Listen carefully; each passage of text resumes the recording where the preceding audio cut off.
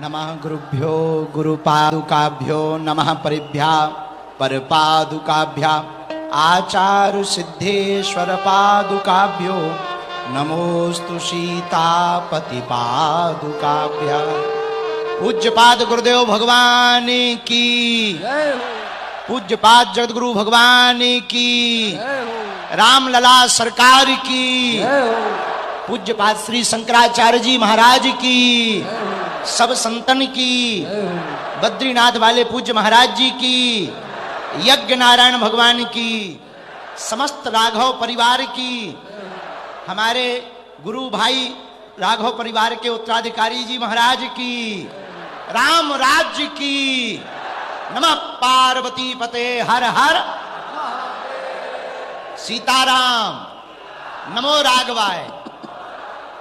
आज हमारा विलक्षण दिवस कहा जाए तो अतिशयोक्ति नहीं।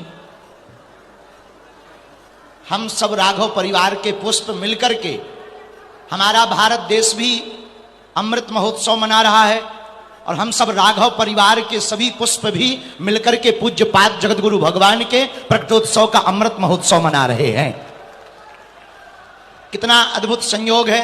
इस पावन अमृत महोत्सव में अनेक अनेक विभूतियों के आचार्यों के दर्शन हो रहे और पूज्यपाद जगतगुरु भगवान इस पृथ्वी के चलते फिरते भगवान हैं, जिनकी कृपा से हम आप सब 22 जनवरी को पूरे भारत में नहीं पूरे विश्व में एक भव्य और दिव्य दीपावली मनाने जा रहे हैं।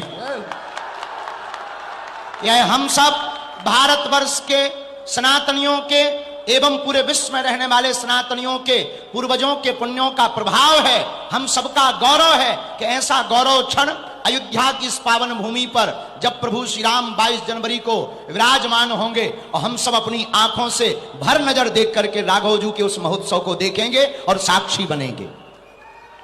आज के कथाक्रम में हम तो राघव परिवार के ही एक छोटे से पुष्प हैं।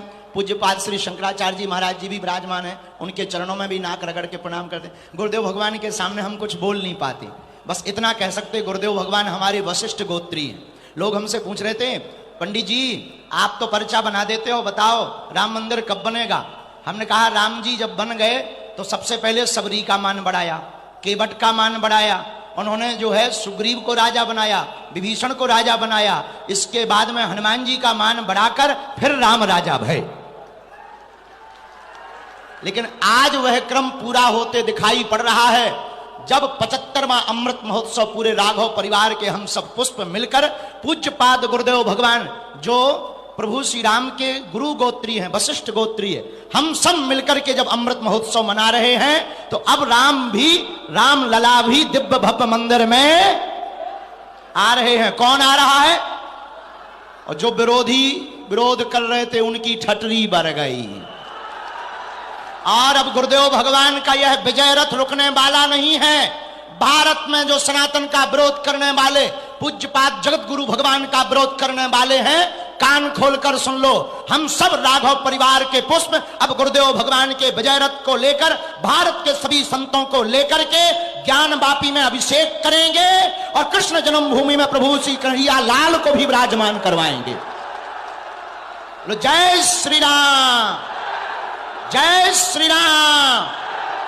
और एक बात, नफरत नहीं, हम प्रेम के आदी हैं, पर गर्व से कहते हैं हम हिंदुत्ववादी हैं।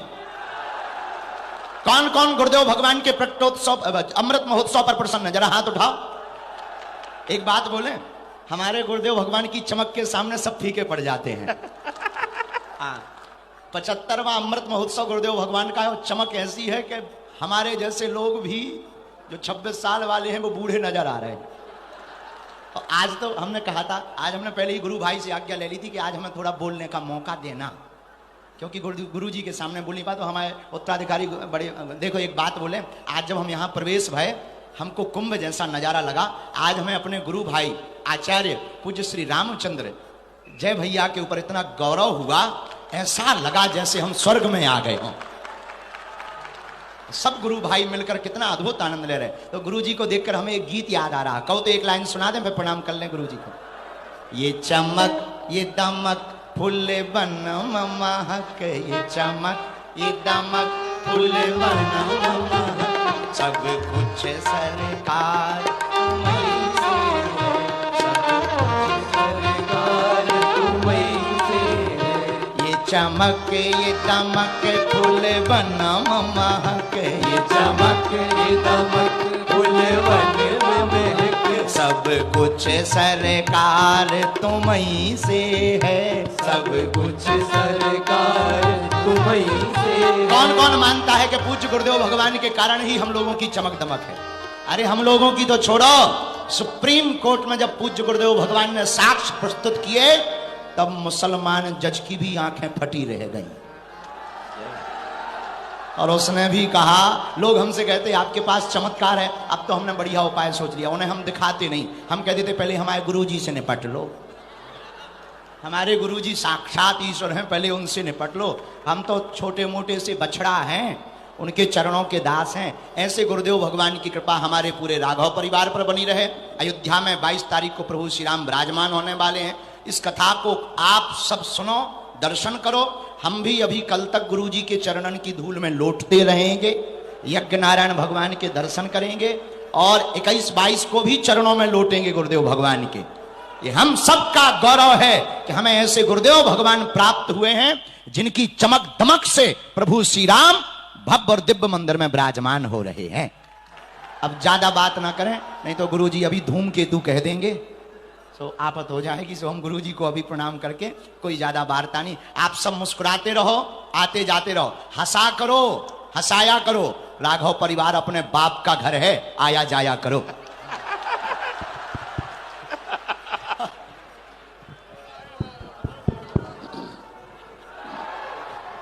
वाह बेटा, लो चलो थोड़ा सुनाया जाए। श्री रामचरितमानस भारतीय संस्कृत का,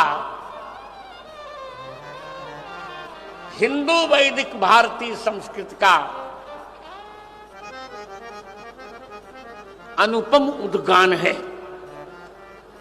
ये उद्गीत है, ये सामवेद का उद्गीत भी है। धीरेन्द्र शास्त्री ने कहा कि गुरुजी धूमकेतु को नहीं, मैं अपने परिकरों को धूमकेतु नहीं कहा करता। अब किनको धूमकेतु कहता तुम जान जाओ।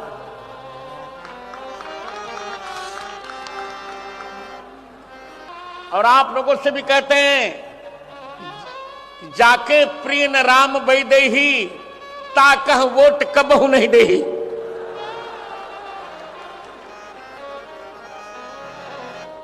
एक राम विरोधी के यहां अभी धीरेन्द्र शास्त्री जी को बुलाया गया तो मैंने इनको फोन पर डांटा, में कहा ये क्या तुमने कर दिया? अरे सिद्धांत तो सिद्धांत हुआ करते हैं,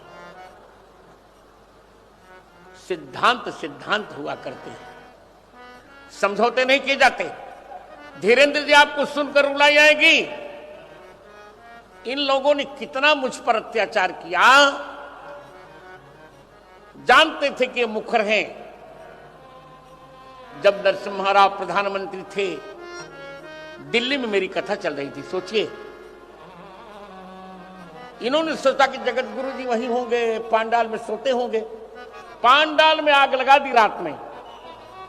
वो तो कहो कि तुम्हारे गुरु भाई के भवन में मैं विश्राम कर रहा था, पांडाल जल गया, मेरा चांदी का सिंहासन जल गया।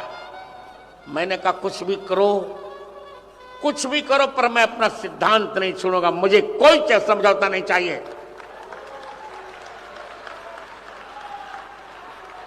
यद्यपि मैं वर्तमान में राम जन्मभूमि के ट्रस्ट में मैं नहीं हूं, मैं चाहता भी नहीं। वे लोग ट्रस्टी हैं, अब नाम नहीं बताऊंगा, जो आंदोलन में कभी नहीं रहे, पर मुझे पद नहीं चाहिए। ले जाओ अपना पद, बने रहो ट्रस्टी। मुझको तो राम पद मिल गया, तुम क्या करोगे देकर मुझे? कोई अंतर नहीं पड़ता। देखिए, अभिमान विगर्हित होता है, पर स्वाभिमान होना चाहिए। स्वाभिमान सम्मानित होता है। दो पर अभिमान होना चाहिए, अपने गुरु पर और अपने गोविंद पर। मुझे स्वाभिमान है कि मेरे गुरुदेव जैसा कोई गुरुदेव नहीं और मेरे गोविंद राघवेंद्र जी जैसा कोई गोविंद नहीं।